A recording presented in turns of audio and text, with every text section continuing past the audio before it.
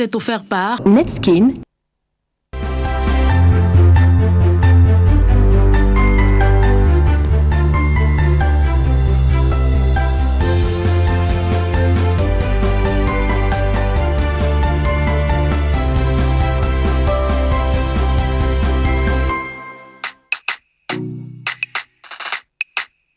Son corps, c'est la magie. Sa peau est douce, comme de la soie. Sa peau est éclatante, comme les rayons du soleil. Sérieux, elle dégage un parfum d'une douceur. Je me suis levé du lit en me demandant de quelle planète pouvait venir cette fille. Quand je suis entré dans la salle de bain, c'est alors que j'ai découvert la source de sa clarté, l'origine de l'éclat de sa peau. Netskin, savon antiseptique aux actifs bioéclaircissants. Netskin, idéal pour la santé et la clarté de ma peau. Bonsoir à tous, bienvenue dans le Royaume des femmes. Je suis très heureuse de vous retrouver encore une fois ce mardi dans le cadre de cette tribune libre ouverte exclusivement aux femmes, du moins pour la participation en direct. Alors ce soir, nous allons aborder un thème assez délicat. C'est un sujet assez sensible qui peut très souvent diviser les couples, qui va même jusqu'à diviser les familles. Ce soir, nous parlons de l'amour et des croyances. Comment faire quand on est deux partenaires fous amoureux l'un de l'autre, seulement chacun ayant ou plutôt appartenant à une confession religieuse différente de celle de son partenaire. Comment trouver le juste milieu, comment concilier les deux? Quand on a des enfants, comment assurer une bonne éducation spirituelle? Comment accompagner les enfants dans la vie spirituelle quand papa prie à gauche et maman va prier à droite? Pour ceux qui sont chrétiens, bien sûr, parce qu'il y a également des couples où l'un des partenaires est croyant et l'autre pas du tout croyant. Il y a des traditionalistes. Ce soir, dans le cadre de cette tribune libre, nous allons évoquer donc cette problématique. Nous allons parler des obédiences religieuses et surtout comment trouver le juste milieu quand on est en couple. À tout de suite.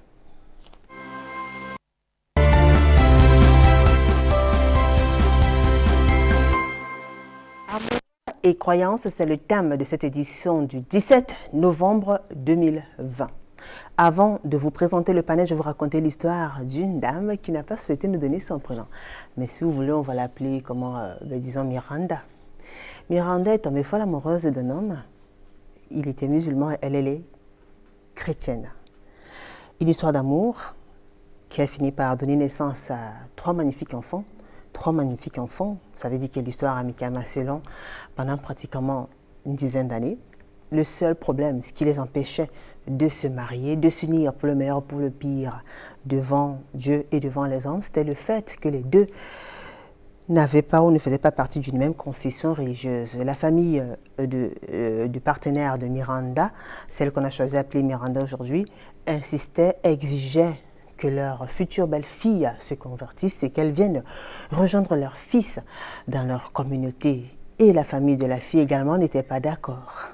Pendant pratiquement 10 années, ils ont vécu comme ça en union libre. Les enfants sont nés et jusqu'à aujourd'hui, ils n'ont pas pu trouver un terrain d'entente. Un amour qui faisait pourtant beaucoup de bien à cette fille-là. Pareil pour son copain. D'ailleurs, les deux ont de la peine à refaire leur vie parce qu'ils font face à cette situation-là. Les parents sont là, ils persistent, ils signent. À la place de Miranda, que feriez-vous? À la place de son partenaire, que feriez-vous?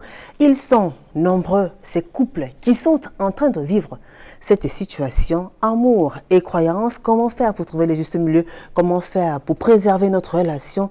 Être épanoui dans cette relation? On en parle avec vous, Suzanne Tang de Bonsoir. Bonsoir, Julie. Comment allez-vous, Suzanne? Très bien, merci. Vous-même? Ça va très bien, Suzanne, merci. Suzanne, vous êtes mariée, mère de 4 enfants, éducatrice spécialisée et psychomotrice. Oui, c'est bien J'ai moi. fait un 20 sur 20. Ouais, sans faute. Merci.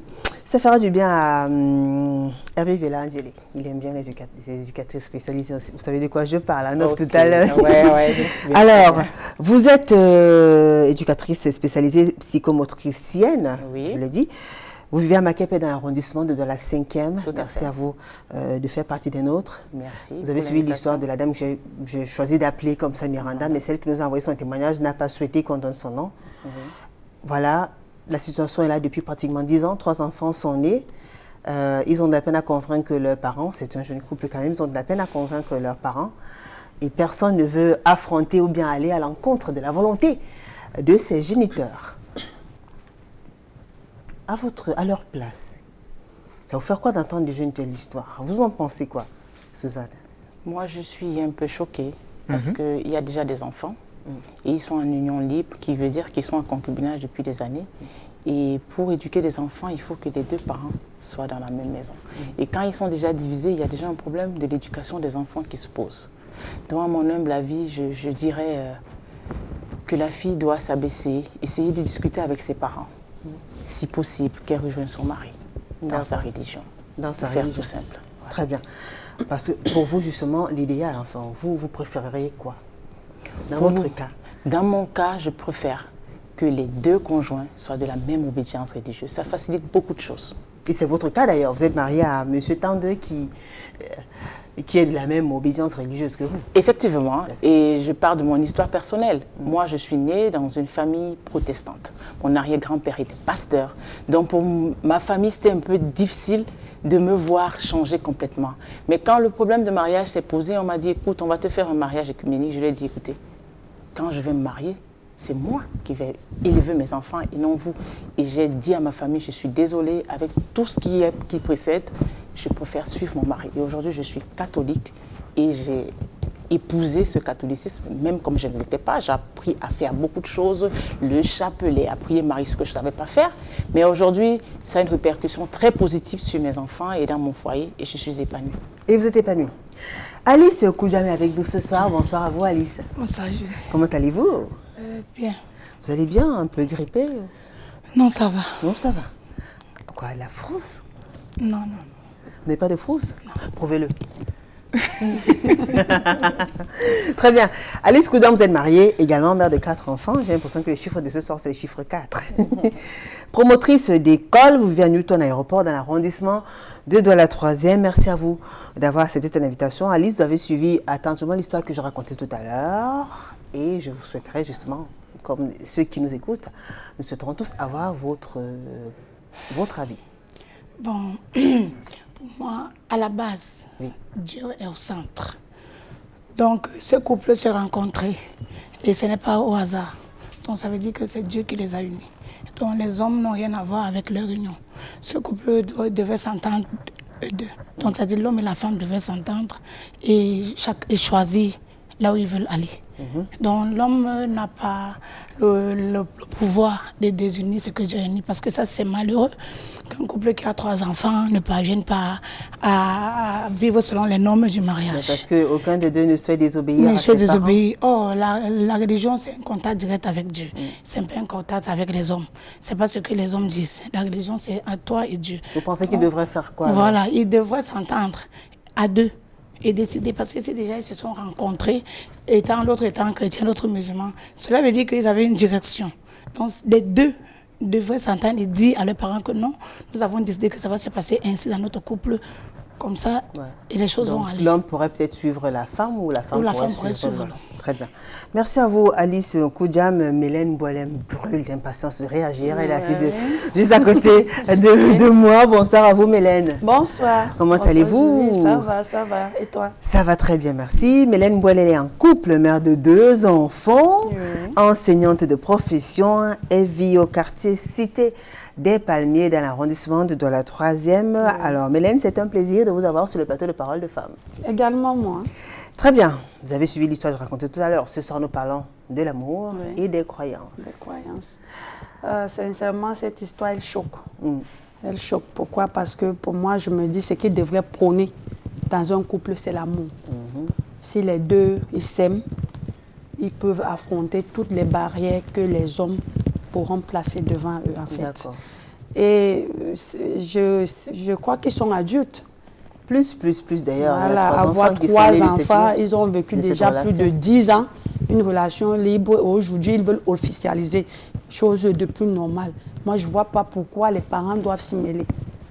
S'il y a l'amour entre eux, ils font ce qu'il faut qu'ils fassent. D'accord. Suzanne, par exemple, pense que, plus que l'homme, selon les Saintes Écritures, elle s'est basée sur les Saintes Écritures, l'homme est le chef de famille, donc forcément la femme devrait suivre. Je ne suis pas d'accord avec elle du tout. Pourquoi? Je ne suis pas d'accord avec elle.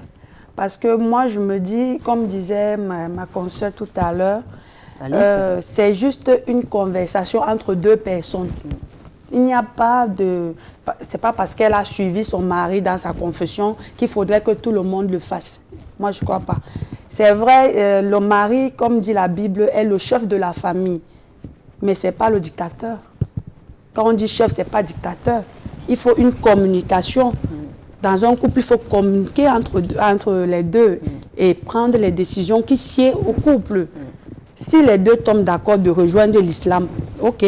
Si les deux tombent d'accord de rejoindre le protestantisme, je crois bien. Oui, tout à fait. Pourquoi pas? En tout cas, c'est mon humble avis. Et si chacun veut librement vivre sa religion, oui. Pourquoi pas également? Ouais. Pourquoi pas? Moi, je ne suis pas de ceux qui veulent à tout prix stigmatiser les choses ou alors donner une étiquette à chaque chose qui existe. En fait. D'ailleurs, vous êtes en couple, je l'ai dit tout à l'heure quand je vous présentais, sauf que votre particularité, c'est que vous êtes croyante, vous êtes chrétienne, vous pratiquez. Et vous vivez avec, on ne va pas dire un non-croyant, un croyant, mais qui n'est pas pratiquant. Un non-pratiquant, si je peux dire ainsi. Oui, lui, en fait, il a vécu dans une famille catholique, mais aujourd'hui, il n'est pas pratiquant du tout. Il ne va pas à l'église, il ne fait rien de tout ce qu'il faut faire. Par contre, moi, je suis chrétienne. J'ai vécu, grandi, je suis née dans une famille chrétienne, témoin de Jéhovah. Ça fait que j'aime mes croyances et je suis vraiment fixe sur mes croyances.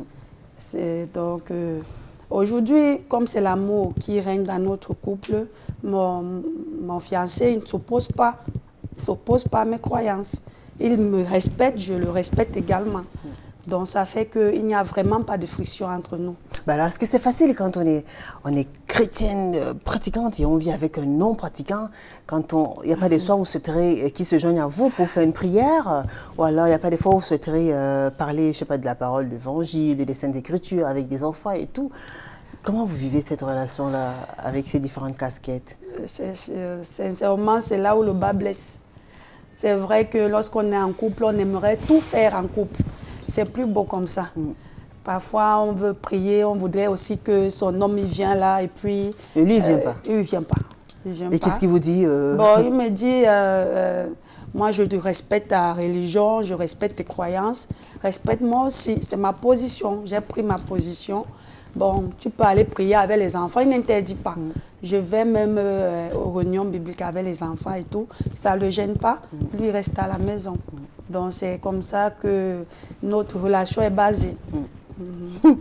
Allez, Koudjam. Parlez-nous aussi de vous alors. En fait, par rapport à ce sujet, bon, moi je suis mariée à un pentecôtiste, je suis pentecôtiste. Bon, mais ça ne gêne pas que si un couple a d'obédiences différentes, on essaye de les gronder, de les blâmer. Non. Le mariage, la rencontre entre deux personnes, se fait entre deux personnes. Ça veut dire qu'à la base, c'est Dieu, comme je disais. Le destin. Et la religion. La destinée aussi. Oui. Et ça, c'est une rencontre, c'est une destinée. Bon, la religion a pour rôle d'apporter juste la paix, d'apporter juste l'entente entre le couple. Et je crois que dans la religion en général, les bases de la religion même, c'est-à-dire c'est de respecter le prochain, de respecter d'abord Dieu, et ensuite le prochain. Donc tout ce qui tourne autour de la religion, ce n'est pas les lois, c'est-à-dire c'est l'amour. L'amour envers son Dieu, l'amour envers son prochain. Je ne vois pas là où les gens d'obédience différentes ne vont pas s'unir. Puisque si l'amour est à la base, que ce soit de Dieu ou avec les hommes, c'est ça qui fait en fait la vie dans un couple. Si le couple a la grâce, qu'ils se sont mariés qui sont dans la même obédience, c'est bien. Bon, mais s'ils se sont rencontrés d'une manière et qu'ils ont accepté d'abord de commencer comme ça, des obédiences différentes, je ne vois pas là où la religion ou bien les parents ou les hommes vont s'introduire. D'accord. Suzanne, elle, par contre, elle pense que ça va faire problème tôt ou tard. Oui, tôt ou Pourquoi? tard, ça va faire des problèmes parce que, comme Alice, Mylène l'a dit tout à l'heure, oui. C'est bien beau, ils s'entendent, mais à un moment donné, le bas blesse. Elle a peut-être cette grâce, cette chance. Moi, je vais dire qu'elle a cette grâce parce qu'elle a un mari qu'il tolère, qu'elle amène c'est leurs enfants dans son obédience à elle. Mais dans d'autres mariages, tu vas voir, le conjoint va te dire, mes enfants, tu ne les amènes pas là-bas. Dans ce moment-là, dans ce cas d'espèce, toi, la femme, tu te sens frustrée. Qu'est-ce que tu fais? Donc, c'est pour ça que moi, je suis d'avis de celle qui pense haut et fort qu'il est bien, qu'il est bon, qu'il est plaisant, qu'il est harmonieux, que le couple soit dans la même obédience religieuse. En ce moment-là, on réussit à apaiser beaucoup de choses, que ce soit l'éducation religieuse des enfants, que ce soit les problèmes de couple qu'on peut rencontrer, ça se gère plus aisément. Dans son cas d'espèce, si elle a un problème de couple, elle va gérer ça comment? Elle ne peut pas. Déjà, même que quand il y a une difficulté à laquelle le couple fait face, elle est seule à porter ce fardeau vers le Seigneur, à sa façon. Maintenant, si on est deux, avec la même obédience, on porte ce fardeau-là au Seigneur de la même façon, parce qu'on a les mêmes canons, parce qu'on a accepté d'être ensemble. Et je pense qu'un couple, c'est décider d'être ensemble et de regarder dans la même direction. C'est ça qui est important. Si on a déjà un point de vue divergent au niveau de la religion, moi je pense que là, ça casse. On n'avance pas. D'accord. On piétine. Je voulais un peu rebondir sur ce que vient de dire Suzanne. Excuse-moi. Je comprends ton opinion, ton avis, mais je ne crois pas que tu devrais dire que si j'ai un problème ou bien si le couple traverse une difficulté, je serai la seule à porter le problème vers Dieu. En fait, nous tous, nous sommes censés être des créatures de Dieu. Nous sommes des personnes que Dieu a créées à son image. Dieu nous aime, nous tous. Ce n'est pas parce que j'ai dit que mon mari est non pratiquant, mais il croit en Dieu. Il croit en Dieu. Il sait que Dieu existe. Ça veut dire que s'il y a un problème demain après-demain, il va prier aussi. Il va me joindre dans la prière pour qu'ensemble nous puissions résoudre ce problème. La preuve en est qu'à chaque fois qu'il y a un problème, nous demandons à Dieu de nous venir en aide. Ah. Et dis-nous un peu, comment avez-vous évolué au sein de votre église? Parce que vous avez dit que vous aimiez des parents après votre... Oui. Comment ça s'est passé? Oui, justement... Je ne vais pas parler de migration, de changement, mais dis-nous juste un petit peu. Ok, comme j'ai dit tout à l'heure, j'ai grandi dans une famille témoin de Jéhovah. Mon papa y est, il y a toujours été. Mais en grandissant, je me suis retrouvée forcée de ne plus y assister, de ne plus être, compte tenu de certains principes bibliques qui ont été enfreints de mon côté. Voilà, donc aujourd'hui, j'ai été forcée de me séparer pour le moment de ma confession religieuse. Mais ce n'est pas pour autant que je vais ailleurs. C'est une confession à laquelle j'y tiens. Je compte y rester toujours. Raison pour laquelle j'y assiste. D'accord. J'y assiste toujours. Très bien. Alice, et vous alors? Oui. C'est depuis votre naissance, comment a été guidé votre choix? Bon, pour moi, depuis l'âge de 16 ans, j'ai cru au Seigneur. D'accord. Bon, étant donné que la religion même... Alors, 16 ans, ça fait quand même 16 bonnes années sur religion. Terre. On se demande bien ce que vous faisiez avant. Avant, ouais. Elle nous parle, voilà, tout de suite, comme ça, elle nous parle de 16 ans. Et avant ça, qu'est-ce qui se passait? Vous étiez quoi? Le diable en personne? Avant ça, déjà, à la maison, papa et maman... n'allait pas trop à l'église, on n'avait pas trop cette histoire de religion. Je sais seulement que papa était protestant, parce qu'il chantait très bien, il chante très bien. Et bon, dans la chorale. Bon, mais après là, les enfants, chacun a pris son chemin. Et moi, j'ai reçu l'appel du Seigneur, j'ai reçu le Seigneur Jésus. C'est pour ça que je disais ici que la religion n'est pas en fait un conformisme. La religion n'est pas quelque chose qu'on doit suivre comme peut-être les moutons. Hein? La religion n'est pas que comme celui-là est dans telle religion, je m'en vais. C'est que vraiment tu ne sais pas ce que tu peux faire avec Dieu. Dieu, c'est une relation personnelle. Ça veut dire que quoi? Si ton conjoint est, ou je ne sais pas de quelle obédience religieuse, ça ne doit pas te gêner. Parce que toi, c'est toi qui as apporté ta manière de faire dans ton couple. Mais Alice, votre mari, il est de la même obédience religieuse que vous. Oui. On a envie de savoir si votre confession religieuse a eu un impact sur le choix de votre partenaire actuel. Non, la confession religieuse n'a pas eu un impact parce que, bon, étant donné qu'il est arrivé à l'église où je persévérais, Et il m'a vu. Il vous a trouvé. Oui, vous y étiez avant. J'étais. Mais avant ça, moi, je n'avais pas d'idée que je veux seulement telle personne. Ou tout ce qui comptait, c'est le respect. L'homme qui m'aime, l'homme qui me comprend, l'homme qui me respecte. C'est tout. Donc, la religion n'est pas un conformisme. La religion, c'est une affaire personnelle entre Dieu et les hommes. La religion n'est pas que, c'est pas quelque chose qu'on doit suivre l'autre parce qu'on suit comme un mouton. Je m'en vais là malgré, c'est comme une sorte d'hypocrisie. Oh là, c'est vrai ça, Suzanne? Non, je ne pense pas que c'est comme une sorte d'hypocrisie. C'est comme une sorte d'hypocrisie. Parce que là, tu n'es pas convaincu, mais tu y vas parce que le mari y va. Il faut que tu vas. Qu'est-ce qui te convainc d'y aller? Tu n'es pas convaincu. Est-ce que tu as déjà la foi de cela? Voilà. Juste parce que mon mari y est, il faut aussi que j'y vais. Peut-être parce que je veux qu'on me passe la bague au doigt. Oui, sinon tu seras sur le choix de ton mari. Alors, loin de là. Parce que j'avais la possibilité de rester protestante. Parce qu'il y avait la possibilité de faire un mariage œcuménique. C'est-à-dire qu'à un mariage, on allait faire venir le prêtre parce que lui, il est catholique, et de faire venir un pasteur. C'est moi qui ai dit non. Parce que j'ai pesé les avantages et les inconvénients. Et pour moi, les inconvénients étaient pesants par rapport aux avantages. Aujourd'hui, c'est très facile de dire que oui, on est chacun pour soi, chacun dans son église. Si le plus important, c'est l'amour. Elle prend beaucoup plus l'amour. Oui, l'amour n'a pas... Moi, je trouve pas de problème à ce qu'on prône l'amour. Mais en prônant l'amour, il faut qu'on soit réaliste. Parce que dans un couple, en dehors de l'amour, il y a les réalités quotidiennes. On a des enfants qu'on doit élever. Si vous êtes deux obédiences religieuses dans une maison, je dis n'importe quoi, vous avez des enfants élevés, qu'est-ce que vous leur enseignez? C'est Dieu qui prône. C'est Dieu qui prône. Puisque même les couples qui ont les mêmes obédiences religieuses se séparent, ils ont des problèmes. Ils vivent l'enfer. Ils vivent l'enfer dans leur maison. Est-ce que le divorce n'interdit pas chez Non, nous sommes ici dans ce cas où vous avez dit que les enfants ont quoi? Les enfants ont une éducation à la base de la maman. Une éducation de morale. Une éducation de ce que Dieu avant tout. Une éducation pas de religion, mais une éducation c'est-à-dire d'équité dans leur vie, de droiture. Comment le dit dans toutes les religions? La religion, c'est quoi? C'est les 10 commandements, non? C'est aimer son prochain et aimer Dieu, respecter ses parents.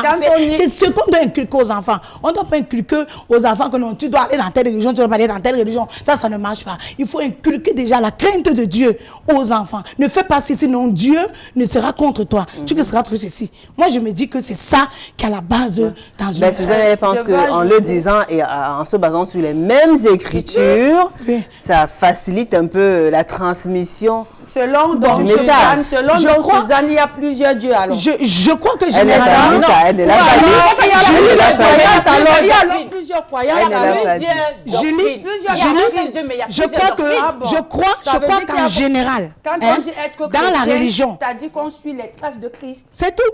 Quand on dit c'est la morale. Mais vous n'allez pas avoir permettez donc, très bien, permettez aussi à Suzanne de parler alors, s'il vous plaît. Mais le problème, c'est qu'elle parle de Dieu. Il y a un seul Dieu. Mais le Dieu, là, se manifeste dans cette obédience de manière diverse. Par exemple, chez nous, les catholiques, on prie la Vierge Marie. Chez les pentecôtistes, excusez, ça ne se fait pas. Chez les témoins de Jéhovah, Marie, c'est 0 pour eux. Donc, imaginez un couple qui est catholique et un des conjoints qui est pentecôtiste ou alors témoin de Jéhovah. Quand l'enfant vient te demander, maman, Marie, c'est quoi? Qu'est-ce que tu lui réponds? Quand il va chez le père, Marie lui dit, Marie, c'est la mère de Dieu. Quand il vient chez vous, vous lui dites que non, Marie, c'est qu'un personnage qu'on a inventé dans la Bible. Il y a un problème. Ça veut dire qu'il y a quelque chose qui ne va pas. J'ai lu un témoignage aujourd'hui par rapport à ce thème quand j'essayais de davantage faire des recherches. C'est un monsieur qui disait qu'il était musulman. Il a épousé une chrétienne. Et ils ont tellement voulu de liberté qu'ils n'ont pas pu ni donner la religion chrétienne à leurs enfants, ni la religion musulmane à leurs enfants. Aujourd'hui, les enfants ne sont ni musulmans, ni chrétiens. Et ils sont abandonnés à eux-mêmes dans des pays étrangers. Et nous tous ici au plateau, qu'on soit, je pense que personne de nous ici n'est athée, on sait tous l'importance qu'il y a à ce que l'être humain ait Dieu dans sa vie. Voyez donc ces enfants qui se retrouvent en terre étrangère, ils n'ont pas de repère au niveau de la croyance. Qu'est-ce qu'ils font? Ils prient quoi? Ils prient rien du tout. Parce qu'ayant ces deux parents d'obédience différentes, ils n'ont rien reçu. Et c'est ça que moi, je n'ai pas voulu dans ma famille. Aujourd'hui... Parce qu'on veut savoir ce qui a déterminé votre choix quand même. Mon choix, c'était mes enfants. Qu'est-ce que je fais? Parce que je vais me retrouver un dimanche matin où l'homme va me dire, tu vas à ton église, mais n'amène pas mes enfants. Je ne veux pas ça. Non, quand mes enfants seront grands, ils vont décider de quelle Dieu, ils vont prier. Non.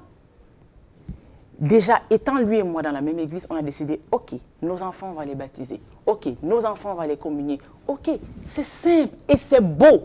Moi, par exemple, quand j'ai eu des problèmes dans mon couple, parce que tous les couples, ils en traversent. Tout à fait. Nous sommes allés ensemble rencontrer notre curé. Imaginez 2 couples, 2 obédiences. Moi, je dois aller voir l'imam. Toi, tu dois aller voir le pasteur. Comment les 2 vont se rencontrer pour vous conseiller? C'est compliqué. Pour moi, je trouve que c'est compliqué. Ça ne facilite pas la tâche. Du tout, du tout. Et maintenant, comme elle disait tout à l'heure, quand ils ont des problèmes, son mari peut l'aider. Mais ce n'est pas la même chose, mon Dieu. Parce que quand on est ensemble dans un couple, ça veut dire qu'on regarde ensemble vers la même direction. Je ne suis pas contre que l'amour est au-dessus de tout. Mais maintenant, on est sur la réalité. On est au Cameroun. Il faut qu'on vive tel que le Seigneur le veut. C'est dit dans la Bible, l'homme est le chef de la famille, c'est clair et net. Moi, j'ai trouvé que mon mari était catholique pour le bien de la famille, pour la cohésion de la famille, pour l'éducation de mes enfants. Qu'est-ce que je fais? Je suis mon mari. Pas comme tout à l'heure, ils ont essayé de faire quoi, que c'est parce que je voulais la bague au doigt. J'avais la possibilité de rester protestante, mais je l'ai refusé. Donc, c'est un choix. Et j'ai fait ce choix pour être heureuse aujourd'hui. Et je ne suis pas devenue catholique à l'instant. On a dû me préparer. J'ai accepté. Ce qui fait qu'avant que je prenne le sacrement du mariage, j'ai dû me confirmer, comme pour dire que j'accepte la religion catholique. D'accord. Alice. Oui, Julie, nous tous, nous savons que la religion ne donne pas un sens à la vie de quelqu'un. Tu peux beau élever tes enfants dans la religion catholique comme tu l'élèves et arriver à c'était dans les enfants eux-mêmes acceptent Jésus. Oui, il n'y a pas de souci. Il n'y a pas de souci. Là, c'est la après. religion. Là, ils ont déjà grandi. La religion ne garantit pas que les enfants, de mois après demain, vont suivre ou alors le que chemin. le foyer ou alors le foyer sera. Ouais. Ce que je voudrais qu'on en parle, nous sommes en train de parler d'un cas où un couple ne peut pas se marier parce que l'homme est tel. C'est vraiment aberrant. On ne parle plus de ce cas. Nous parlons de l'amour, de la croyance. Maintenant, en général, maintenant, on n'est pas focalisé sur une religion ou une situation particulière. Comme je disais à la base, vous vous êtes rencontrés, vous êtes d'obédience religieuse. Vous fixez vos règles et vous fixez vos lois. Comment est-ce que vous allez élever vos enfants? Si ça ne va pas entre vous deux, vous allez vous séparer. Mais ça ne veut pas dire que si vous vous êtes entendus, par exemple, comme tu dis que ton mari est catholique et tu as suivi parce que tu as peur que l'enfant soit posé. Le matin à la maison, qu'est-ce qu'on fait ensemble? On prie. Bien sûr. On prie, non? On prie, on éduque les enfants. Là, maintenant, là, si vous êtes entendu que là où nous sommes là, on ne parle pas des dogmes de nos religions. Parce que tel prix qui marie, tel qui plus, ça, c'est les dogmes. Donc, nous avons une loi, c'est-à-dire nous avons une base dans la foi chrétienne, c'est l'amour. C'est-à-dire l'amour de Dieu et l'amour de son prochain. C'est pour cela que vous dites que même quand vous demandiez au Créateur de vous envoyer un homme, vous n'avez pas précisé. Non, je n'étais pas touchée dans la religion. Donc, qu'il fasse partie de votre... Je voulais juste quelqu'un qui me comprenne, qui m'aime, qui me respecte, avec qui on va s'entendre. C'est d'abord ça le plus important. Parce que... alors, dans votre cas, je vais vous poser la même question. Qu'est-ce qui a déterminé votre choix? Est-ce que le fait qu'il y ait qu'il fasse partie de la même confession religieuse que vous, ça n'a pas facilité un petit peu les choses? Bon, non, c'est pas ça. Dans mon cas, au départ, l'homme apportait ce que je voulais, ce qui était bien. Puisque même avant ça, j'avais des fiancés qui n'étaient pas de la même obédience. Mais il a fallu faire un choix. Il n'était pas le seul prétendant. J'avais des fiancés qui n'étaient pas de la même obédience. Et je suis femme d'église. Il y a souvent, lorsqu'une fille me dit que non, mon gars est de tel, je dis, il n'y a pas de problème. Le tout, c'est seulement que vous deux, là, c'est vous deux qui êtes à la base de... Vous fixez vos lois, vous fixez vos dogmes, vous fixez votre règle dans la maison. D'accord. Alice, vous, évidemment, vous ne prenez pas le divorce, mais vous êtes pour le divorce quand cela est nécessaire. Oui. Bon, je ne prône pas le divorce tout dans les couples. Comme je disais tantôt, il y a aussi les couples qui ont la même obédience religieuse, mais qui ne s'entendent pas. Dans ce cas, l'Église, alors c'est là où la religion, là où l'Église doit intervenir. L'Église doit séparer ce genre de couple pour éviter le genre de drame qu'on a eu à Bouddha. Parce que j'ai fait un passage à Bouddha la semaine passée. Je suis arrivée à l'hôpital à l'outil de Bouddha. Sans publicité. Oui, où j'ai vu cette femme avec ses 5 enfants qui étaient brûlés. j'ai approché cette famille disait, oh, si j'avais compris. Dans ce cas, si la religion, puisque je me dis qu'ils sont peut-être animistes, ils ont peut-être les mêmes obédiences religieuses, c'est dans ce cas que la religion doit séparer. C'est dans ce cas que la religion doit séparer. Pourtant, en même temps, on dit aussi que ce que Dieu a uni, Que l'homme ne le sépare pas. Non, déjà, vous Bon, voyez alors, même la loi camerounaise parle de séparation de corps, non? Quand ça ne va pas, lorsqu'on voit que ça ne va pas entre un couple, on est d'abord séparés, vous de peu que les drames comme celui pour de éviter Bouddha, les crimes passionnels, les crimes en fait. passionnels comme celui de Bouddha C'est vrai, arrivent, oui, c'est vrai pour que préserver la ces vie, parce que je vous dis derniers que mois, cette femme, oui. je l'ai vue avec ses bébés brûlés. Donc c'est par rapport à cette situation que vous pensez que l'idéal pour un couple qui n'arrive plus à joindre les deux bouts, à s'entendre, à trouver un terrain d'entente, Oui. c'est que chacun... Chacun- Il y a des églises aussi qui chacun favorisent prenne sa des séparations aussi. Que? Il y a des églises aussi qui... Enfin, on arrive à deux et puis on vous sépare tous les deux. Non, là, c'est à tort. Là, c'est à tort. Mais parce vous en que- connaissez? Oui, j'en connais. J'ai un couple. Comment ça se passe? J'ai un couple qui était venu d'un Goumou où, puisqu'on disait qu'ils vivaient dans la fornication, ils avaient dans les enfants et ils n'étaient pas mariés. Ils arrivent à l'église, on les sépare, vous d'abord. On ne les sépare d'abord. Les Pourquoi? enfants sont comment? Pourquoi on ne les sépare d'abord? On dit qu'ils sont en fornication, il faut d'abord qu'on regarde. Oh, l'église ensuite ne devait pas les séparer. L'église devait les aider à s'unir, à entrer dans les normes du mariage. D'accord. Donc, c'est un peu ça. Le divorce, c'est dans le cas où ça ne va plus.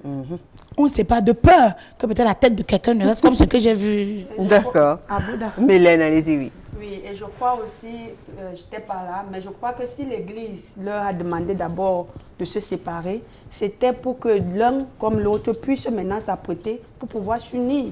Bien sûr. Je ne Pourquoi crois pas normal, que c'était c'est pas- dans Je ne sais pas le... donner davantage plus d'infos. depuis, dans J'ai dans plein l'information, fort. alors Non, par je contre, vous dis, ce couple a été séparé jusqu'aujourd'hui, ils sont restés séparés. C'est-à-dire, la femme a pris son côté, l'homme a pris son côté. Les enfants sont maintenant au milieu. et les enfants sont éparpillés. C'est pour cela Pourquoi lorsqu'ils se sont rencontrés avant, ils ont eu 3 enfants, pourquoi l'église était où? Justement. Dieu demande de venir au Seigneur comme vous êtes. Viens à Dieu comme tu es. Et Hein, c'est d'où la sensibilité de cette thématique, la sensibilité de ce sujet. Il ne s'agit pas peut-être de valoriser ou de dévaloriser une religion, oui. mais quand même l'impact. Parce qu'en même temps, parfois ça unit, mais des fois ça sépare, ça divise.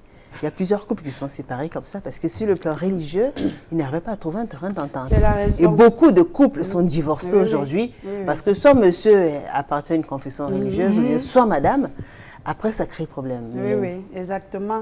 C'est pour ça que j'ai Après- dit, c'est pour ça que Alice, oui. Alice et moi, nous prenons beaucoup plus sur l'amour en fait. La religion ne devrait en aucun cas donner la base d'une relation. Moi, je crois que la base d'une relation, c'est l'amour. Alors, mais Quand pourquoi deux personnes quand se tout va mal, Oui. quand tout va mal, tout le monde se met à genoux pour solliciter, pour demander au Père très saint de nous aider. Hein? Dans ce, c'est Si pas- l'amour, l'amour est le dénominateur commun, l'amour devrait prôner. Mais pourquoi quand tout va mal, on se refaire, tout le monde se dirige vers celui-là qu'on ne connaît pas, me compris. Parce qu'après tout, tout le monde reconnaît que celui-là qu'on ne connaît pas est après tout le chef fondateur du mariage. En même temps, il y en a qui n'y croient pas du tout. Il y a des actifs, vous avez évoqué cela tout à l'heure. Oui, oui, bien sûr. Il y a des traditionalistes aussi. Nous sommes africains. Eux, ils vont aussi vers leur tradition. Quand tout va mal, ils ne vont pas vers Dieu. En ce moment-là, un traditionnaliste, c'est celui qui croit à ses traditions. Ça veut dire croit à quand ses quelque ancêtres. chose, à ses ancêtres. Oui, quand quelque chose va mal, il va aller voir le crâne de son ancêtre qui est décédé pour que celui-ci arrange le problème. Il ne va pas vers Dieu. Pour lui, Dieu est en fait c'est son crâne qu'il a mis à côté. Il ne connaît pas Jéhovah Dieu qui est là-haut. Donc c'est d'où le nom traditionnaliste. Je ne vois pas un traditionnaliste prier Dieu quand tout va mal dans sa vie. Hein. Moi, j'en connais qui, quand il y a un petit pépin dans sa vie, c'est direction le village. Direction le village. Oui, carrément. Ben, c'est un choix. C'est un choix. C'est un choix. Tout comme d'autres préfèrent appartenir à telle Justement. obédience, appartenir à telle confession. C'est ça. C'est un choix. Le plus important, c'est d'être épanoui, de se sentir bien. Avec la Maintenant, personne. quand on est en couple, c'est pouvoir trouver le juste milieu. Pouvoir trouver le juste milieu. Justement. Oui. Mais ça sera Suzanne. toujours difficile, hein, selon moi. Ça sera toujours difficile si on ne partage pas ce point de vue-là. Parce que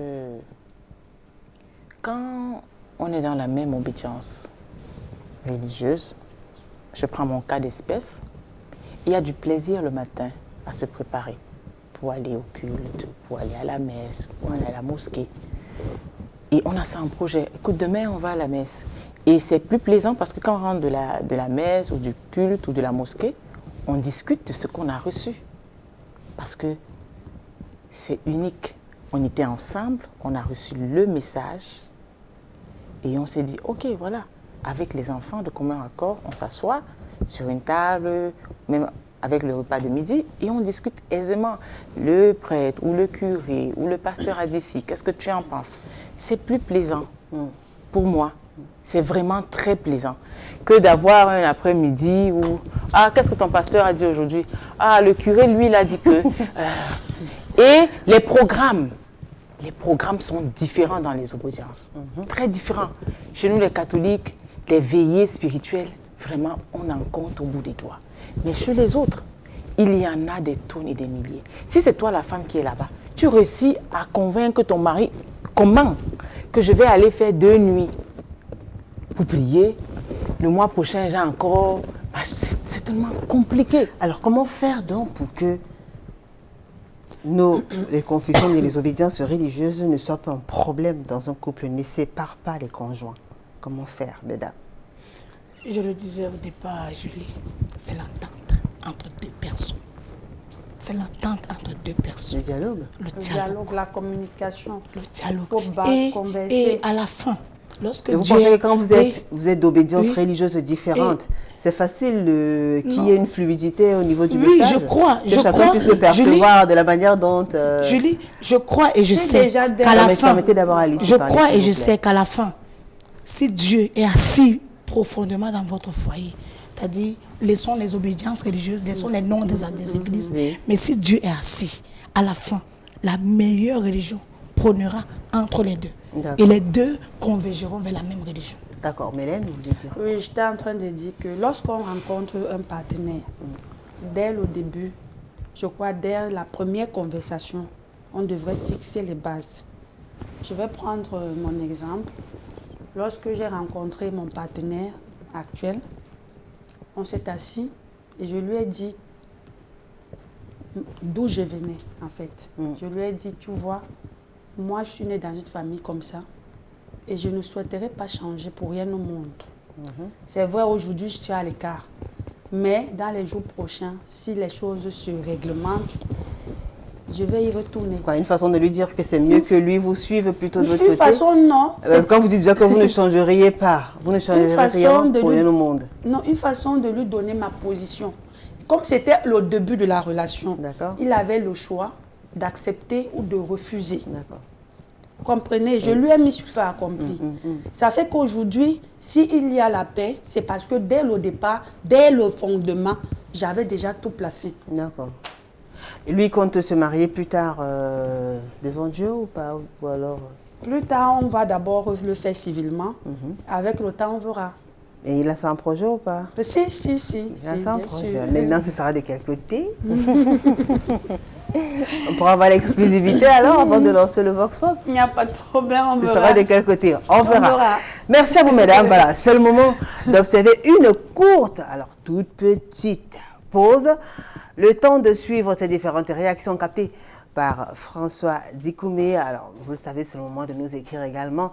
Envoyez-nous vos témoignages et réactions à travers nos multiples plateformes d'échange. L'émission est déjà en direct sur la page officielle Equinox TV.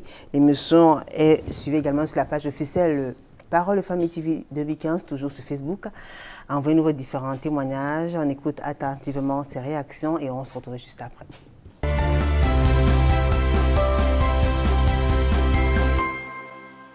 Un chrétien avec un musulman, je ne vois pas ce qui peut déranger sur ça. Parce que moi-même, sincèrement, je suis musulman et ma femme, c'est une chrétienne. Et moi, je pars à la mosquée prier, elle part à l'église prier. Moi, je ne vois pas, parce que nous, on prie un seul Dieu. Je ne vois pas ce que ça me dérange. Bon, c'est à toi maintenant de chercher, de ramener ta femme. Si elle peut changer et devenir musulman, ou bien si toi tu es chrétien, si elle peut devenir chrétien. Parce que c'est toi le monsieur. C'est donc c'est l'entente entre la femme et son mari et l'homme que vous pouvez trouver une entente entre vous. La femme devient J'ai suivi un ami qu'il a eu abandonné une femme parce que la femme n'était pas musulmane.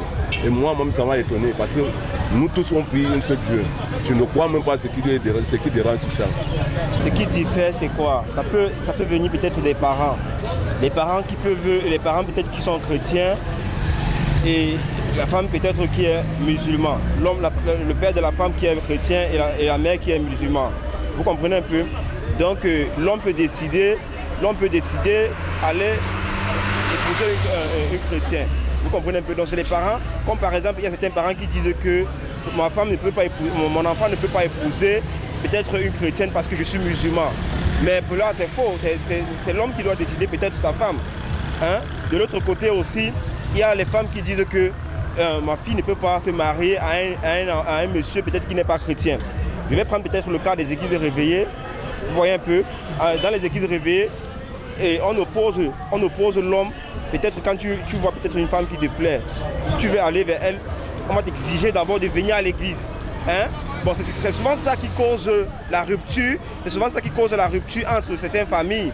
Parce que supposez-vous, peut-être vous n'êtes pas chrétien, pour rencontrer une femme, du jour au lendemain, elle vous impose une religion. Hein?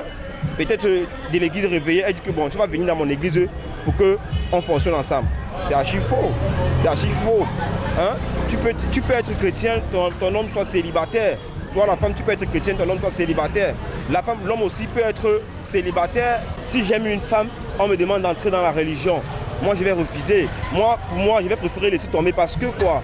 Aujourd'hui, il y a une multitude d'églises dehors qui ne régissent pas la norme. Vous comprenez un peu? Il y a certaines églises aujourd'hui au Cameroun, il y a une multitude d'églises auxquelles, vous comprenez, chaque jour, par-ci, par-là, les églises ont fait comme ça, les pasteurs ont fait comme ça, là. Surtout, en fait, les églises réveillées pour moi. Hein?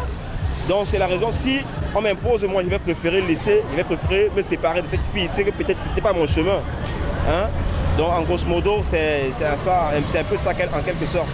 Moi, je trouve que ce n'est pas vraiment normal. Ça dépend de la culture de chaque religion, parce que les religions, les églises sont différentes.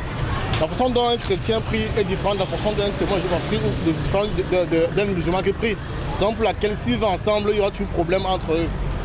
Bon, je me rends compte, et là, pour moi c'est pas quand même normal parce que je sais qu'il y a quand même un seul Dieu qui peut amener tout le monde à se retrouver. Si je l'aime vraiment, je peux la laisser pratiquer sa religion normalement.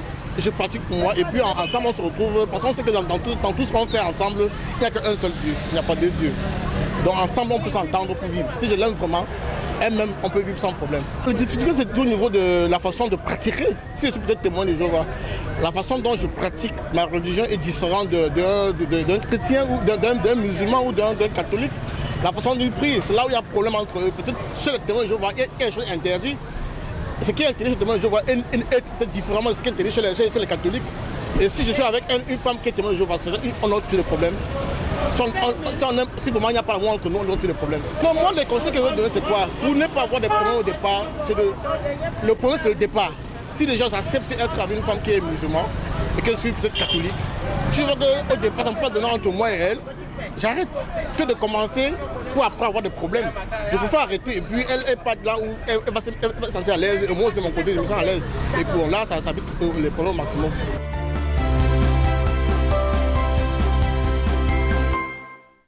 De retour sur le plateau de Paroles de Femmes, si vous nous rejoignez juste à l'instant, sachez que ce soir nous parlons de l'amour et des croyances. Et j'accueille sur ce plateau Georgette Moussoungui qui nous écoute depuis le début de ce programme. Elle est assise juste à côté. Bonsoir à vous Georgette. Bonsoir Julie, comment allez-vous? Bonsoir. Non, je vais très bien, par la grâce de Dieu, merci. Georgette, vous êtes mariée, mère de 5 enfants. On évolue, on était tout à l'heure à 2, ensuite 4 fois 2, maintenant 5. Exactement. Alors, vous vivez à Niala, dans l'arrondissement de la 3e. Exactement. Profession? Enseignante. Merci à vous, Georgette, de nous retrouver sur ce plateau. Et vous nous suivez, je l'ai dit tout à l'heure, depuis le début de ce programme. Alors, quelles sont vos impressions, vos réactions? Oh, vraiment, je sais même pas quoi dire parce que ça va un peu, ça va un peu dans tous les sens. Ça va dans tous les sens parce que, et on constate que au Cameroun, aujourd'hui, nous sommes en train de, pas seulement au Cameroun, hein, en Afrique en général, nous sommes en train de bafouer notre culture. Nous sommes en train de bafouer notre culture dans ce sens où, au départ, lorsque deux personnes devaient se mettre ensemble, il y avait une partie qu'on appelait le mariage coutumier. Et ce mariage coutumier était divisé en 6 parties. Et pendant ce mariage coutumier, il y a une étape très importante, Julie, qui est l'enquête de moralité. C'est la 3e étape. La 3e étape du mariage coutumier. Donc, après le choix du conjoint, qui est la première étape, nous avons la visite de courtoisie et après la visite de courtoisie, nous avons l'enquête de moralité. C'est au cours de cette enquête de moralité qu'on essaie de comprendre les appartenances de tel ou de tel autre conjoint. Si au cours de cette enquête de moralité, on se rend compte qu'il y a des barrières, on essaie de voir comment briser ces barrières avant de continuer. On essaie de voir s'il y a possibilité de briser des barrières ou alors de laisser chacun dans sa position. C'est un peu ça. Aujourd'hui, là, les 2 personnes se rencontrent, ouf, on dit oh, je t'aime, et puis voilà, déjà l'enfant est parti, ils sont déjà ensemble, et après on se saute comme si le mariage les a surpris. Non, vraiment, apprenons à faire les choses comme elles se doivent. Donc on devrait prendre le temps de faire un enfant, le temps. Si vous avez fréquenté votre conjoint ou votre conjointe, vous allez découvrir qu'il ou elle appartient à une autre religion que vous. Et vous allez prendre le temps de voir ou bien d'apprécier sa religion. Voir si vous pouvez marcher avec cette personne ou alors il faut arrêter avant que l'enfant n'intervienne même. Parce que l'enfant dans tout ça, vraiment, j'aime seulement pitié du pauvre. Hein, j'aime seulement pitié parce que quand ce problème arrive déjà là, l'enfant est au milieu. On balance à gauche, on balance à droite. Ça va aller, ça ne va pas aller. La belle famille aussi vient se mêler. Et franchement, il faudrait qu'on fasse les choses de façon normale. Donc, il faut une préparation spirituelle avant de se mettre en couple. Ce n'est pas pour rien que l'Église, excusez-moi, je suis née protestante, j'ai grandi protestante, je suis devenue catholique par alliance. Vous comprenez? Catholique, ça veut dire, mon homme, il est catholique, et moi j'ai quitté ma religion pour le rejoindre. Je quitte ma religion, pourquoi? Je vais vous raconter un peu pourquoi je quitte ma religion. C'est vrai qu'au départ, quand nous nous sommes rencontrés, nous on a fait les choses un peu comme notre culture nous demande de faire. Comment? Après le choix, il y a eu visite de courtoisie, il y a eu enquête de moralité. Je me suis rendu compte que c'est un enfant qui avait été élevé par un prêtre. Il a grandi chez un prêtre et moi j'étais choriste engagée à l'église évangélique du Cameroun. Vous comprenez? J'étais choriste engagée et je ne comptais même pas un jour quitter ma religion pour aller dans une autre. Donc, dans ma tête, je ne savais même pas qu'une autre religion existait en dehors de l'église évangélique du Cameroun. D'accord. Voilà. Mon papa étant ancien d'église, maman conseillère paroissiale et femme de l'UFC. Donc, j'ai été très engagée à l'église protestante. Ouais. Bon, après l'enquête de moralité, on se rend compte qu'il est catholique, je suis protestant, mais à la base, il y a d'abord l'amour. Il y a d'abord l'amour, et après cet amour, il y a le fait que nous voulons vivre ensemble et que nous reconnaissons qu'il n'y a qu'un seul Dieu. Il n'y a pas d'opposition dans la religion. Il y a un seul Dieu qui existe. Et la religion, normalement, devrait comprendre que ce n'est pas l'opposition, c'est le Dieu là que nous recherchons et c'est le salut que nous recherchons. Donc, quand nous sommes entendus que, bon, au départ, nous vivons dans un régime démocratique, tu fais ce que tu veux. C'est voilà ce que mon mari et mon époux me disent. Moi, je préfère que tu fasses vraiment ce que tu veux. Si tu veux continuer à être protestant, je n'ai pas de problème. J'ai dit OK. Mais à un moment donné, il faut quand même faire un choix. Surtout quand on veut se marier, voilà. Quand on veut pousser un peu plus loin, tant que ça se limite à l'état civil, ça va. Voilà. Mais quand on à un moment donné, il faut faire un choix. Et moi, j'ai fait mon choix. Ouais. J'ai fait mon choix quelques années plus tard parce que malgré le fait qu'ils me disent qu'il y a la démocratie, quand nous sommes mis ensemble, après la dot, moi, je suis entrée dans le foyer pour vivre maritalement ma relation avec lui. Il allait chez les catholiques, moi, j'allais chez les protestants. À un moment, c'était un peu compliqué. Les enfants, avec qui ils vont aller dimanche à l'église? Avec papa, avec maman? Bon, ma fille aînée rentre un jour, elle me dit, maman, puisque ce dimanche-là, elle a fait la messe avec son papa. Elle me dit, maman, aujourd'hui, on a parlé de l'amour du prochain. L'enfant m'a évangélisé. Et c'était pratiquement le même thème chez nous. Puisque si vous remarquez bien, vous allez constater que les catholiques et les protestants ont pratiquement les mêmes thèmes. Quand je parle des protestants, je parle beaucoup plus des églises évangéliques du Cameroun parce que j'ai été protestant des églises évangéliques du Cameroun. Donc, pratiquement, les dimanches, ils ont les mêmes thèmes. Quand l'enfant vient me parler du thème de ce dimanche-là, je me rends compte que c'est même ce thème que nous avons aussi étudié à l'église. Voilà comment nous instaurons le partage de la parole de Dieu. Et l'enfant me dit, maman, pourquoi est-ce qu'on n'irait pas ensemble dimanche prochain pour écouter aussi avec nous la parole de Dieu? Voilà, ça a commencé à me faire travailler. Ça a commencé à me faire travailler. J'ai passé cette semaine-là. Et le dimanche matin, c'est elle qui me donne l'heure de la messe. Elle me dit, chez nous, demain c'est samedi, qu'elle me dit, demain, là, nous avons messe à 6 h, à 9 h et à telle heure. Et elle court et demande à papa, papa, tu vas faire la messe de quelle heure? Papa lui dit, et elle vient me dire, maman, nous faisons la messe de 9 h demain. Et jusqu'aujourd'hui, nous avons maintenu, nous sommes habitués à faire la messe de 9 h 30 à la maison. Et franchement, tout va tellement bien. En plus, dans votre cas, c'est les enfants allaient plutôt avec votre mari. Non, j'allais aussi avec les enfants. Au début? Au début, oui. C'est après que vous les avez rejoints, oui, en fait. justement, c'est après que je les ai rejoints. Et surtout que même dans le livre d'Éphésiens, moi, j'ai lu pendant les cours de préparation au mariage. Vous comprenez? Puisque chez les catholiques, quand moi, je rejoins mon époux, nous vivons tranquillement à l'église. On ne sait pas qu'il y a des choses, certaines obligations. Comme par exemple, vous ne deviez plus communier quand vous vivez déjà ensemble dans un foyer. Vous êtes un peu comme si vous étiez en concubinage. Donc, c'est comme ça que l'église catholique reconnaît des personnes qui ne sont pas mariées à l'église. Donc, vous êtes en concubinage et par conséquent, vous ne deviez pas communier. Mais mon mari, lui, continue à communier. Et moi, je me demandais, est-ce que je peux communier étant protestant? Je viens chez les catholiques, je peux communier? Mais j'ai posé la question au prêtre, au célébrant un jour après la messe. Il me dit non, c'est une erreur. Même ton époux ne devait plus communier. À partir du moment où vous vivez dans la même maison, vous êtes en concubinage. Jusqu'au jour où vous vous mariez. Voilà, jusqu'au jour. Voilà comment nous sommes rentrés à la maison, mon époux et moi, on a dit, est-ce qu'on ne pense pas qu'il est déjà temps de pousser les choses un peu plus loin? Nous avons fait les cours de préparation au mariage, sans blague, la catéchèse du mariage. C'est la pâte comme les enfants disent au quartier. Oui, c'est la pâte parce que les gens se mettent ensemble, Julie. Les gens se mettent ensemble. Ils ont d'abord reçu 2 éducations différentes. Hein. Tout à fait. Ils n'ont pas pris sérieusement du temps de se connaître. Ils sont mis ensemble, ils vivent ensemble. Chacun vient avec son sac au dos, comme on dit chez nous à l'ACF, à l'Association chrétienne des foyers. C'est un mouvement catholique qui concerne les couples mariés à l'église. D'accord. Donc, chaque conjoint est venu avec son sac au dos. Vous venez avec le vôtre, je viens avec le mien. Maintenant, de temps en temps, je découvre les bagages que contient ton sac. Je découvre. Si je ne suis pas préparée, je ne supporte pas. Et à un moment, je me calme. Un jour, je pète les plombs et voilà, je dégame. Je dégame. Oh, pendant les cours de préparation au mariage, quand on dit préparation, comme son nom l'indique, on vous prépare pour la vie en couple, pour le futur. D'accord. Donc, pour moi, c'est un moment de ma vie où j'ai tellement aimé ma relation avec le Christ et comprendre aussi mon époux, comprendre comment est-ce que je peux programmer, comment est-ce que je peux préparer ma vie dans le foyer, comment est-ce que je peux gérer mes problèmes sans faire intervenir qui que ce soit. Merci beaucoup, Georgette. Dis donc, il t'a inspiré. Ça va, vous vous sentez mieux? Oui. Réaction, vous avez suivi les témoignages Alice? Oui, par rapport à son speech. Ah non, c'était pas un speech. Oh là là. Non, c'était pas un speech. Par rapport à ce qu'elle a eu, c'est la grâce. C'est sa grâce. Non, pas par rapport. On fait une émission par rapport à une invitée. Par rapport à ce qu'elle a étalé. Non. On a dit que c'est un choix. On ne juge pas. Chacun est libre de faire son choix. Par contre, je souhaiterais avoir vos réactions. Vous avez suivi les témoignages tout à l'heure dans le cadre du Vox Pop. Oui.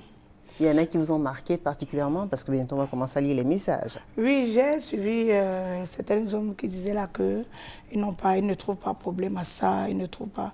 Vous savez, le mariage, c'est la grâce. Le mariage, c'est la grâce. Et comme je disais partout, c'est le destin. D'accord. Et on peut avoir la grâce qu'on trouve un conjoint où tout va à merveille, quelle qu'en soit l'obédience religieuse. Et on peut aussi avoir la disgrâce qu'on trouve un conjoint où ça ne va pas. Très bien. Mélène?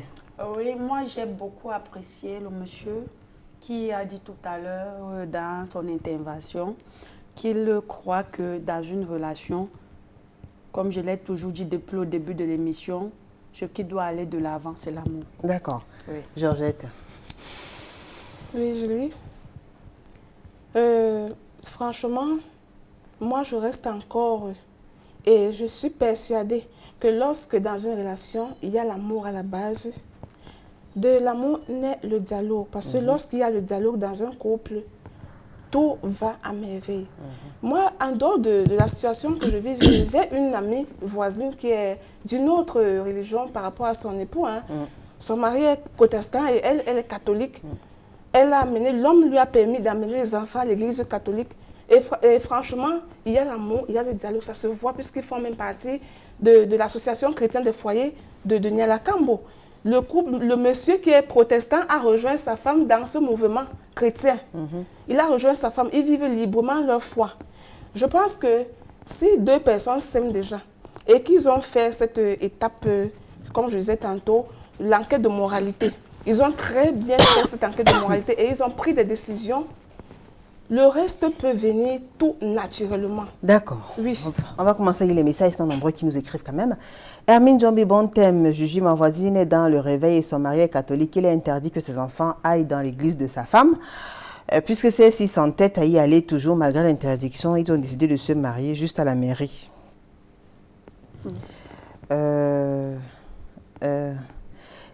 Bon, c'est toujours... Alors, Adjara, là, les partenaires doivent appartenir à la même religion, sinon bonjour les gars. Surtout quand c'est deux religions aux principes différents.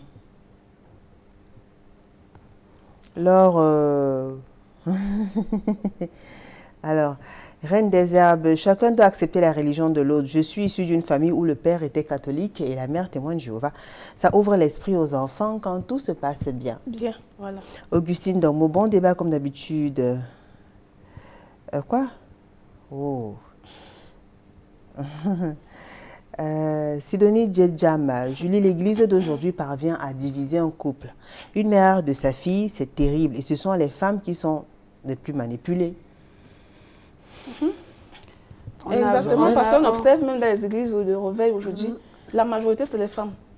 La majorité des églises de réveil. Ces personnes, sans vous perdre un peu de temps, j'ai participé à un débat dans un forum dernièrement où une femme a créé son église dans sa propre maison et elle est venue publier dans le forum, dire qu'elle attendait des gens.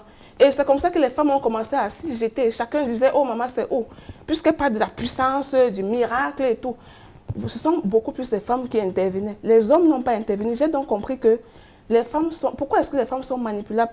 Peut-être parce qu'elles ont vécu certaines situations, je ne comprends pas.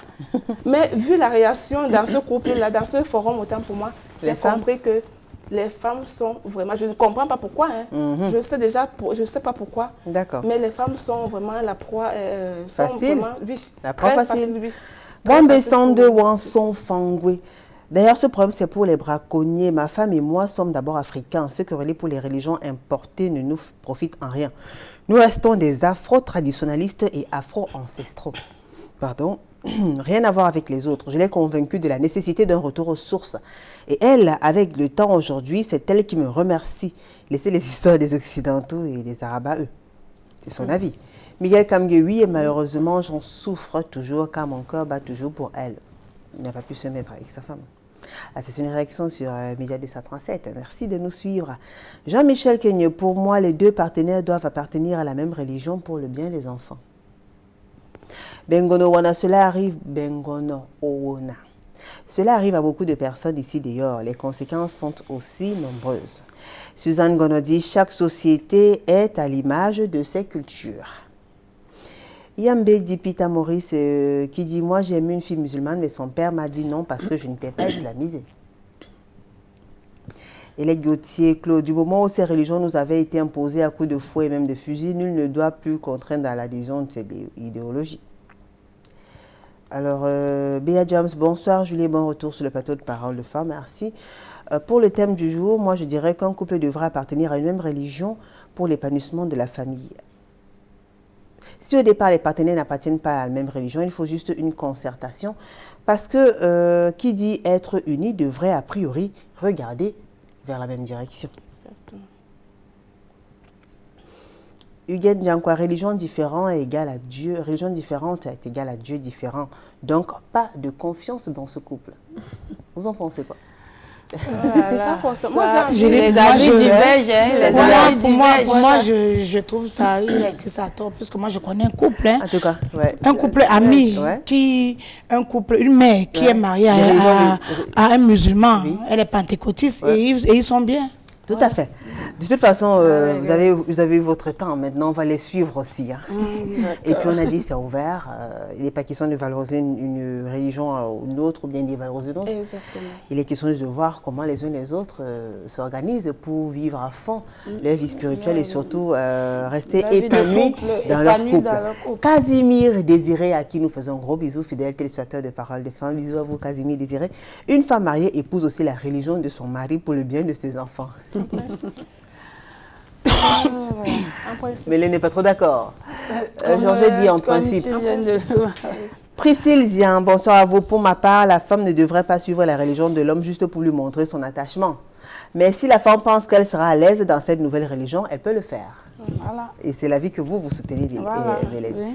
Hermine et Toubi, thème d'actualité, ma petite sœur Julie. Mon avis est que le couple doit avoir une même obédience religieuse pour ne pas troubler les enfants, car chaque religion a sa doctrine. En plus, certaines religions n'acceptent pas les autres. Si oui, de manière... Lorsqu'on est marié, on doit avoir la même vision, la même conviction pour lutter contre la tentation de l'ennemi. Je vous l'ai dit en vérité, quand le couple ne partage pas la même religion, ça perturbe beaucoup. Prudencia Ateyim, très bon thème Julie, le mariage est d'abord spirituel avant d'être physique. Vous êtes d'accord? Très d'accord. Tagouyim Roméo dit, je préfère qu'elle soit païenne que d'être dans une autre religion que moi. En tout cas, Tatiana Kamosh, c'est qui nous a fait un long message, on va juste lire l'essentiel. Bonsoir Julie, à tes charmantes invités. Pour moi, quand on parle de couple, c'est regarder ensemble dans la même direction, faire des choses ensemble, car religion différente égale idéologie différente, comportement différent. Laure Zango Patigo Tata Julie, tu ne sais peut-être pas que les églises affectent négativement dans certains mariages, parce que c'est le pasteur qui dicte à la femme ce qu'elle va faire dans son ménage. De toutes les façons, je n'aimerais pas être à la place de ces messieurs. Ça dépend des églises. Ça dépend des églises. Ça dépend des expériences aussi. C'est ça. Lui, Paul Wamo aussi, ma femme veut qu'elle soit catholique, je vois pentecôtiste, évangéliste, église réveillée, bref. Tant que tu assumes tes devoirs conjugaux et tu marches comme je demande, je m'en fous de ton obédience religieuse. Ne viens pas seulement me dire que le pasteur a dit que tu donnes l'argent, que tu enlèves ton sous-vêtement, que ton mari est sorcier. En ce moment, tu vas voir ma vraie face. Moi, je suis animiste. Emeline Sidoni, le réel problème des couples de nos jours, c'est l'amour véritable qui manque. Les différences religieuses ne devraient pas constituer un obstacle à l'épanouissement du couple. Exact, je suis d'accord. Amen. Laura, j'ai rien entendu, François Dikoumé. Bah ouais, je suis d'accord avec lui. Amen. Très d'accord même. Ah, c'est fini? Là, on bargagne un dernier message quand même, s'il vous plaît. Tout petit, tout petit. Là, on bargagne dit, bonsoir Julie, sujet très intéressant. En fait, l'appartenance à une religion ne devrait pas poser problème dans la vie de couple. Tant que tout est fait dans le respect de l'intimité de la vie conjugale et familiale. On vous permet de, un message pour sortir. Il n'y a pas assez de temps, c'est fini. Je voulais intervenir tout à l'heure par rapport à celle qui a parlé de la religion des Occidentaux et autres. C'est des choses qu'on entend quotidiennement. Franchement, on ne refuse pas. Les Occidentaux nous ont apporté le vêtement, on n'a pas discuté. Ils nous ont apporté le français, l'anglais, nous n'avons pas. Aujourd'hui, là, ce n'est pas un problème. Ils nous ont apporté les livres, Platon était les montés, nous n'avons pas discuté. Mais par rapport à la religion, au quartier, vous savez, ce matin, c'est l'église des Occidentaux et autres. On ne refuse, nous avons notre culture. Mais la religion, même beaucoup plus, la croyance à un être suprême qui est au-dessus de tout. Et comme la mère disait tout à l'heure, avant mon entrée, Alice, elle a parlé des commandements. La religion, c'est aussi une éducation. Et lorsque vous avez appris les commandements, les péchés capitaux, ce qui est bien, ce qui n'est pas bien, et surtout l'amour, le résumé même de la religion, c'est l'amour. L'amour du prochain, l'amour de Dieu. Si vous avez appris tout cela, je pense que vous pouvez vivre ensemble. Mais à côté de cela, il y a le devoir de soumission de la femme, il y a l'autorité de l'homme qui est dans le foyer aussi. Donc, lorsque vous vous mettez ensemble, lorsque l'homme se met déjà avec une femme, il faudrait que la femme se mette déjà dans la tête qu'elle a un devoir de soumission. Elle a un devoir de soumission. Même la Bible le dit. L'homme est le chef et la femme a le devoir de soumission. Tatiana Gayado, je ne suis ni chrétienne ni musulman, j'éduque mes enfants avec les traditions et cultures de mes ancêtres. Alice, pour sortir. Oui, je dirais que... En quelques mots, parce qu'il y a plus assez de oui, temps. la religion, en fait, ne doit pas être à la base des séparations. La vraie religion, c'est que chacun appartienne vraiment à Dieu et que chacun marche vraiment avec crainte. Et lorsque tu marches avec crainte, tu ne peux pas faire à ton prochain ce qui n'est pas bien. Donc ça veut dire que tu vas comprendre ton conjoint, ça veut dire que vous allez toujours vous entendre parce que tu as la crainte de Dieu, quelle qu'en soit l'obédience religieuse que vous appartenez. Tatiana Gayado, les Africains avec la religion, même les bains ne prient pas comme ça. Oh. Ma femme, bon, allez-y, Mélène. Oui, c'est que pour finir, je vais tout simplement dire et rejoindre aussi Alice que lorsque nous disons nous aimer, lorsque nous voulons fonder notre famille, ce qui est important pour la fondation de cette famille, c'est le principe qu'est l'amour, le respect. Et également, il faut savoir que si nous sommes chrétiens, comme on le dit, parce que nous tous ici, nous nous disons être chrétiens. Si nous sommes chrétiens, c'est-à-dire nous suivons les traces de Christ. Et si nous suivons les traces de Christ, tout ira bien dans le couple. La religion ne devrait pas en aucun cas séparer le couple. Deux personnes qui s'aiment. D'accord. Dieu donne espoir et Boelimbi, vous croyez aimer Dieu, 3 choses ne valent plus que tout. L'amour, la confiance et le principe. Parole de femme édition de ce 17 novembre 2020, stop.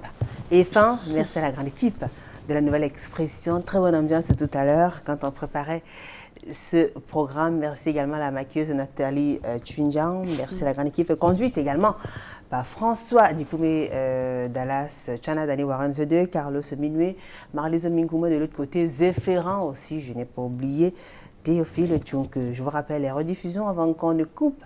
Jeudi à 15h, samedi à 11h. On se retrouve mardi prochain avec le même plaisir et le même sourire. Bonne soirée sur Equinox Télévision. Au revoir. Au revoir. Au revoir. Au revoir. This program was brought to you by Netskin,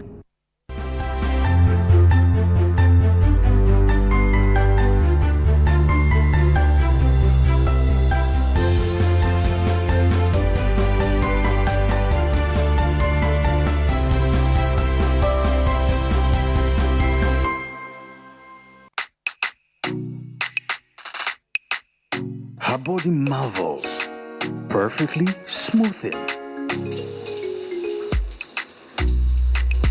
bright like the sparks of the moonlight. Seriously, wearing that Yumi fragrance. Oh gosh, from which planet may she be coming from? I had to switch to the bedroom to discover her secret spice. That soap, which cleanses all the black spots. Netskin, the light of antiseptic soap.